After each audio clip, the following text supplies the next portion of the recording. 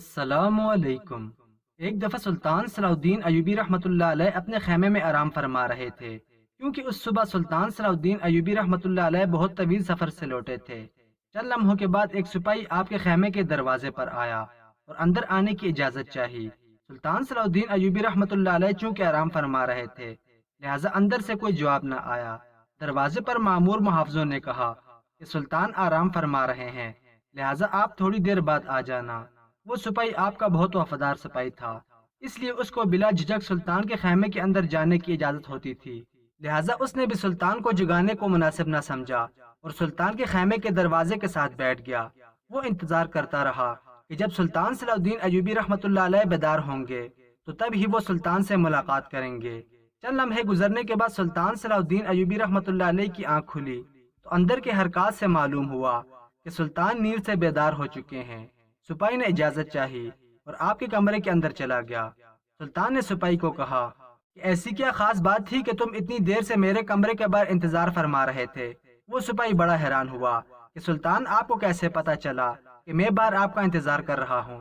سپاہی نے سلطان سے کہا، سلطان معظم آپ تو نیند میں تھے، آپ کو کسے معلوم ہوا کہ میں باہر کھڑا آپ کا انتظار کر رہا ہوں؟ تو سلطان نے کہا کہ وہ انسان کبھی فاتح سلطان نہیں بن سکتا جو سوتے ہوئے دیکھ نہ سکے، یعنی کہ سوتے ہوئے بھی ایک آنکھ کھلی نہ رکھے۔ سلطان نے کہا، جو سوتے ہوئے سن بھی سکے، دیکھ بھی سکے اور محسوس بھی کر سکے، وہی اصل فاتح اور بڑا سلطان ہے۔ سپاہی بڑا حیران ہوا اور پھر سلطان نے اس سے پوچھا، بتاؤ کیا بات ہے؟ تو اس نے کہا، سلطان معظم شاہی حکیم آپ سے ملنا چاہتے ہیں۔ سلطان نے کہا، اجازت ہے، آپ حکیم کو اندر لے آئیں۔ سپاہی باہر گیا اور چند لمحوں کے بعد شاہی حکیم کو لے کر سلطان کی خدمت میں حاضر ہوا۔ سلطان نے حکیم سے پوچھا، حکیم صاحب بتاؤ کیا بات ہے؟ آخر مجھ سے ملنے کی تمہیں اتنی جلدی اور کیا ضرورت پیش آئی؟ تو حکیم صاحب نے کہا، حضور ایک بات جو مجھے کئی دنوں سے پریشان کر رہی ہے، اسی سلسلے میں آپ سے بات کرنی تھی۔ سلطان نے اس سے پوچھا، بتاؤ کون سی بات ہے؟ تو اس نے کہا، سلطان معظم میرے حکیم خانے میں میرے شاگردوں میں ایک شاگرد جو کہ ایک خاتون ہے اور یہودی مذہب سے تعلق رکھتی ہے، لیکن اس نے اسلام کے بارے میں بہت کچھ پڑھا اور اسلام کے بارے میں بہت کچھ سیکھا ہے، لیکن چند ایک سوال ہیں جس کی وجہ سے وہ ابھی تک مسلمان نہیں ہوئی۔ وہ چاہتی ہے کہ وہ مسلمان ہو جائے، لیکن ایک سوال کا جواب میرے پاس نہیں ہے جس کی وجہ سے وہ ابھی تک مسلمان نہیں ہوئی۔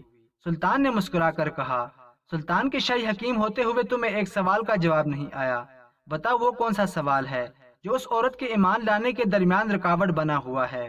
تو حکیم صاحب نے کہا، سلطان معظم وہ خاتون کہتی ہے کہ آخر مسلمان خنزیر کا گوشت کیوں نہیں کھاتے؟ اس میں ایسی کیا برائی ہے؟ اس خنزیر کے گوشت کو کھانے کا ایسا کیا نقصان ہے جس کی وجہ سے مسلمان خنزیر کا گوشت نہیں کھاتے؟ حالانکہ اسے بھی اللہ تعالیٰ نے باقی جانوروں کی طرح جانور بنایا ہے۔ اور وہ لڑکی یہ بھی کہتی ہے کہ ہمارے گاؤں میں تو سارے لوگ اکثر خنزیر کا گوشت کھاتے ہیں، سارے لوگ تندرست رہتے ہیں، کبھی کسی کو خنزیر کی وجہ سے کوئی شکایت نہیں ہوئی۔ ہم اپنے قبیلوں میں خنزیر پالتے ہیں اور جوان ہونے پر اس کو کاٹ کر کھاتے ہیں۔ اور یہ لڑکی جب سے میرے پاس حکمت کا سبق لینا شروع ہوئی ہے اور جب بھی اپنے گاؤں جاتی ہے تو وہاں اپنے گھر والوں کے ساتھ خنزیر کا گوشت کھاتی ہے، کیونکہ یہاں تو اسے خنزیر کا گوشت میسر نہیں، لیکن میرے پاس اس کے سوال کا جواب نہیں، کیونکہ میں اس بارے میں نہیں جانتا۔ کیا آپ اس کے سوال کا جواب دے سکتے ہیں؟ اگر ہاں تو آپ کی وجہ سے ایک غیر مسلمہ مسلمان ہو جائے گی، اور وہ لڑکی ایک یہودی مالدار گھرانے سے تعلق رکھتی ہے جس کا باپ ایک قبیلے کا سردار ہے، اور اس کی وجہ سے ہو سکتا ہے کہ یہ سارا قبیلہ یا اس کا گھر مسلمان ہو جائے۔ یہ سن کر سلطان صلاح الدین ایوبی رحمۃ اللہ علیہ نے فرمایا، صبح اس خاتون کو لے کر میرے دربار میں حاضر ہو جانا۔ سلطان جب صبح دربار میں پہنچے تو حکیم صاحب اس خاتون کو لے کر دربار میں حاضر ہوا اور سلطان سے فرمایا، سلطان معظم یہ ہے وہ سردار کی بیٹی جو میری شاگرد ہے۔ یہ دیکھ کر سلطان نے اس عورت کو کہا، بتاؤ خاتون تمہارا کیا سوال ہے؟ تو اس عورت نے کہا، سلطان معظم میں نے اسلام کے بارے میں بہت کچھ پڑھا، بہت کچھ سیکھا ہے، اور حتیٰ کہ میں اس جگہ پر آ کھڑی ہو گئی ہوں کہ میں اسلام کو قبول کر لوں، لیکن ایک بات جو مجھے اسلام قبول کرنے سے روک رہی ہے، اور وہ بات یہ ہے کہ اسلام خنزیر کا گوشت کھانے سے کیوں منع کرتا ہے۔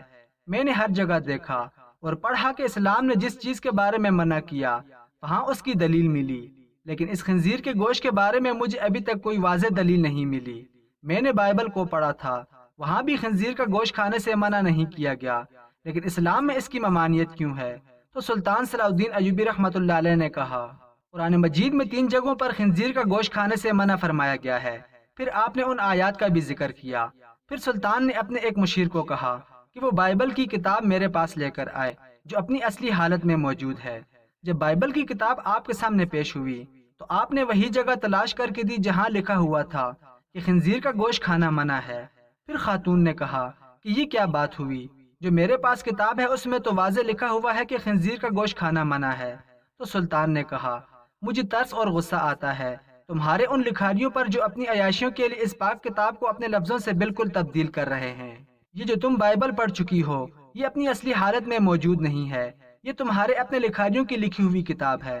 پھر سلطان صلاح الدین ایوبی رحمۃ اللہ علیہ نے فرمایا کہ یہ تو میں نے کتاب سے ثابت کیا کہ خنزیر کا گوشت کھانا منع ہے، اب میں تمہیں سائنسی لحاظ سے ثابت کر کے دوں گا۔ پھر سلطان نے اس خاتون کو حکم دیا کہ خنزیر کا گوشت پکا کر کل صبح میرے دربار میں لے آنا۔ وہ خاتون سلطان کے سپاہیوں کے ساتھ جنگل میں گئی، ایک سور کا شکار کیا اور اگلی صبح اس کا گوشت پکا کر سلطان کے سامنے لے آئی۔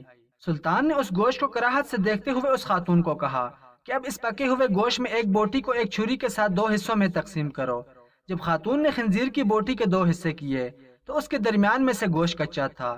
سلطان نے کہا کیا تم نے اس گوشت کو اچھی طرح پکایا نہیں؟ تو اس خاتون نے کہا نہیں سلطان معظم، میں نے اس کو بہت اچھے طریقے سے پکایا ہے۔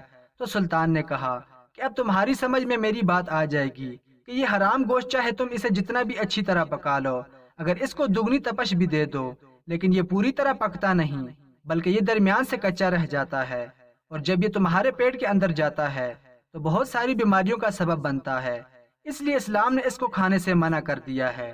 آپ خود حکیم ہیں، آپ خود دیکھیں گی کہ جو کچی چیز آپ کے پیٹ کے اندر جاتی ہے تو وہ جا کر کتنی خرابیاں پیدا کر سکتی ہے۔ پھر سلطان صلاح الدین ایوبی رحمۃ اللہ علیہ نے کہا کہ میں سور کے بارے میں تمہیں کچھ بتانا چاہتا ہوں۔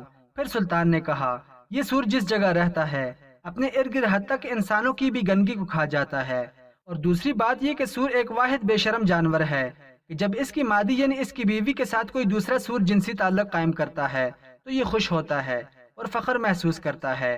یہ واحد جانور ہے جس میں اتنی زیادہ بے شرمی بھری ہوئی ہے۔ آپ خود دیکھ لیں ایسے جانور کا جب آپ گوشت کھائیں گے جس کی بنیاد غلاظت سے بھری ہوئی ہے تو وہ تمہیں کیا فائدہ دے گا؟ یہ بات سن کر وہ خاتون سلطان صلاح الدین ایوبی رحمۃ اللہ علیہ کے سامنے جھک گئی اور کہا کہ سلطان معظم آپ مجھے اپنی ہی زبان سے کلمہ پڑھا دیں۔ سلطان نے اس عورت کو کلمہ پڑھایا اور تمام دربار اللہ اکبر کے نعروں سے بلند ہوا۔ بعد میں اس خاتون نے اپنے قبیلے کے کئی لوگوں کو مسلمان کیا، حتیٰ کہ اپنے والد کی مخالفت کی، اور اسلام کے پیغام کا پرچار کرتے ہوئے کئی لوگ اس کی پیروی کرتے ہوئے مسلمان ہو گئے۔